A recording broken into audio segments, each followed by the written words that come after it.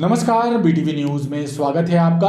आइए खबरों की शुरुआत करते हैं इस खबर के साथ। नगर निगम के कर्मचारियों से सभा कक्ष की सुविधा छीन ली गई है, जिसके चलते कर्मचारियों में आक्रोश व्याप्त है। कर्मचारी संगठनों को अब सभा कक्ष के स्थान पर खुले में अपने कार्यक्रम आयोजित करने पड़ रहे हैं, जिससे परेशानी होती है। नगर निगम का जन सुनवाई कक्ष एक ऐसा सभा कक्ष था जिसमें कर्मचारी संगठनों के कार्यक्रम भी आसानी से आयोजित हो जाते थे, लेकिन इस जन सुनवाई कक्ष का पार्टीशन कर इसमें शासकीय योजना शाखा को शिफ्ट करा दिया गया है। लिहाजा कर्मचारियों से सभा कक्ष की सुविधा छीन गई है। उन्हें अपने आयोजन खुले रास्ते पर करना पड़ रहा है, जिसकी वजह से आक्रोश व्याप्त है। पहले हम लोगों के लिए एक सभा भवन था जिसमें कर्मचारी छोटे मोटे कार्यक्रम कर लेते थे। पूर्व आयुक्त उसको खत्म करके चले गए। आज हमने सिर्फ बात रखी है, आने वाले समय में हम इस मांग को लेकर निश्चित रूप से माननीय महापौर जी से, नेता प्रतिपक्ष से, अध्यक्ष जी से और मतलब हमारी आयुक्त महोदय से निश्चित रूप से ये बात रखेंगे कि कम से कम कर्मचारियों के लिए कुछ ऐसी एक व्यवस्था तो हो कि कोई भी हमारा रिटायरमेंट का कार्यक्रम पहले होता था, वो भी आजकल नहीं हो पा रहा। हर महीने हमारा जो कर्मचारी रिटायर्ड होता है उनका स्वागत सम्मान होता है। इन सब बातों को लेके हमने अपनी बात रखी है। कर्मचारी नेताओं का कहना है कि अधिकारियों की मनमानी के खिलाफ आंदोलन किया जाएगा। जबलपुर में आगामी 20 और 21 जनवरी को डिप्लोमा इंजीनियर्स एसोसिएशन का 2 दिवसीय महाधिवेशन आयोजित होने जा रहा है। इस अधिवेशन में पूरे प्रदेश से डिप्लोमा इंजीनियर्स शामिल होंगे। 2 सत्रों में आयोजित इस महाधिवेशन में डिप्लोमा इंजीनियर्स की पदोन्नति, नियमितीकरण, ओल्ड पेंशन स्कीम सहित तमाम मुद्दों और समस्याओं को प्रमुखता से रखा जाएगा।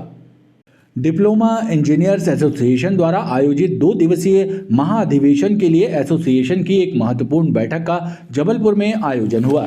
बैठक में महाधिवेशन में रखी जाने वाली मांगों और कर्मचारियों की समस्या पर विचार विमर्श किया गया। 2 दिवसीय ये अधिवेशन रानी दुर्गावती विश्वविद्यालय के पंडित कुंजीलाल दुबे प्रेक्षागृह में आयोजित होगा। प्रथम सत्र में अतिथियों का उद्बोधन और अन्य गतिविधियां आयोजित की जाएंगी। मूलभूत जो समस्याएं होंगी वो हम अपनी मुख्य अतिथि के सामने रखेंगे, जिससे हमारी जो समस्याएं हैं मध्य प्रदेश शासन के मुख्यमंत्री महोदय तक पहुंचेंगी। आप सबको भी मैं सादर आमंत्रित करता हूं कि आप 20 और 21 तारीख के हमारे कार्यक्रम में पधारें। हमारा जो कार्यक्रम स्थल है रानी दुर्गावती सभागार, विश्वविद्यालय का सभागार है, वहाँ पे हमारा कार्यक्रम स्थल है। यहाँ 2 दिन हमारा कार्यक्रम चलेगा। उत्सवों पर बैनर पोस्टर लगाए जाना आम बात है। सुरक्षित स्थानों पर बैनर पोस्टर लगाए जाने में कोई हानि भी नहीं है, लेकिन इस बार कई बैनर पोस्टर चौराहों पर लगा दिए गए हैं, जिनकी वजह से चौराहों की विजिबिलिटी प्रभावित हो रही है।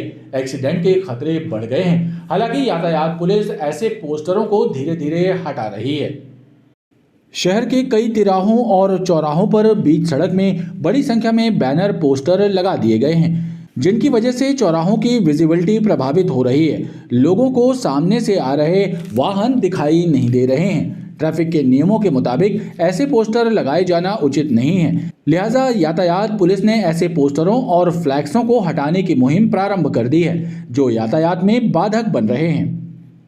ये अभी विभिन्न कार्यक्रमों और आयोजनों के दौरान जो चौराहों पे और विभिन्न स्थानों पे अलग अलग संस्थाओं एजेंसी द्वारा जो पोस्टर बैनर लगाए जाते हैं, उसमें ट्रैफिक पुलिस द्वारा ये सुनिश्चित किया जाता है कि इस प्रकार से किसी भी प्रकार से यातायात में बाधा उत्पन्न ना हो। और ऐसा अगर प्रतीत होता है कि इस प्रकार के पोस्टर होर्डिंग्स यातायात को बाधित कर रहे हैं तो उनको फिर हटाने की कार्रवाई सुनिश्चित की जाती है। बहरहाल मामला धार्मिक आयोजनों से जुड़ा है, इसलिए कोई अधिकारी खुलकर कुछ कहने को तैयार नहीं है।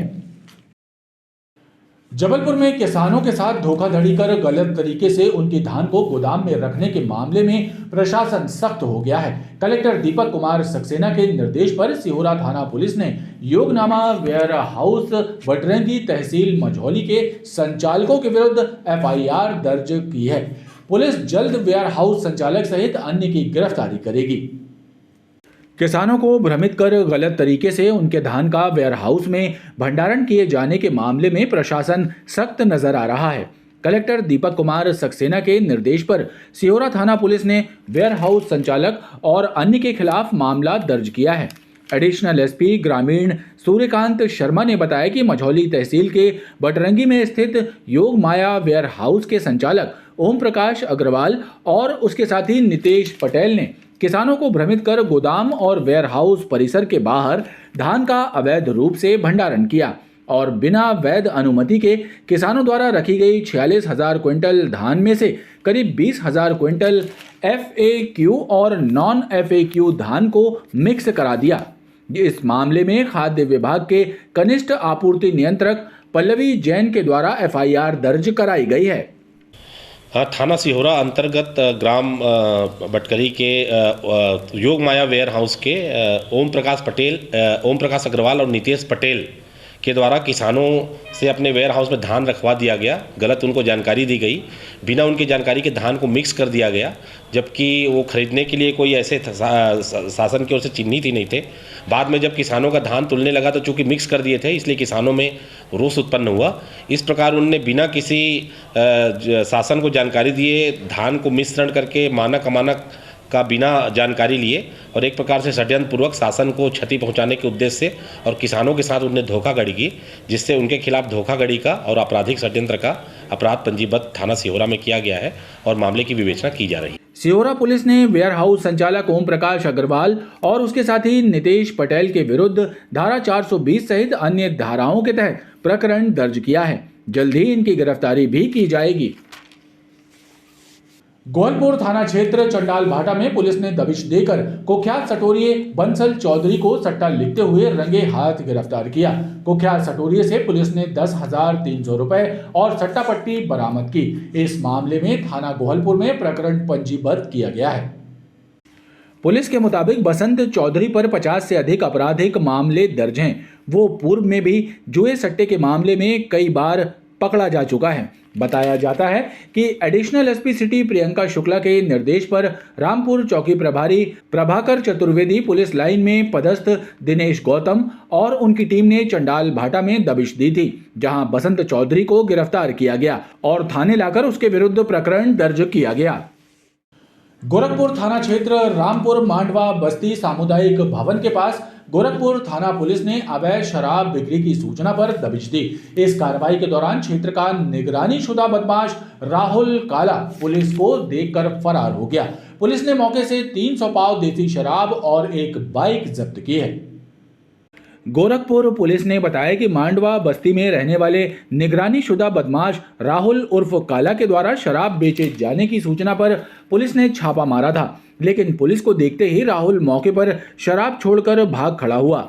मौके से पुलिस ने 6 कार्टूनों में रखी गई 300 पाव देसी शराब जब्त की है। आरोपी के विरुद्ध आबकारी एक्ट की धाराओं के तहत प्रकरण दर्ज कर मामले की विवेचना की जा रही है। पुलिस राहुल उर्फ काला की भी सरगर्मी से तलाश कर रही है। कल एक गोरखपुर क्षेत्र का रहने वाला बदमाश राहुल काला के संबंध में सूचना प्राप्त हुई थी कि ये अवैध दारू का परिवहन कर रहा है। इस सूचना पर थाना प्रभारी ने तत्काल एक टीम सामुदायिक भवन के पास मोटरसाइकिल में ये लेकर परिवहन कर रहा था, जो करीब 6 पेटी थी, जो 300 लीटर देसी शराब थी 24,000 रुपये का।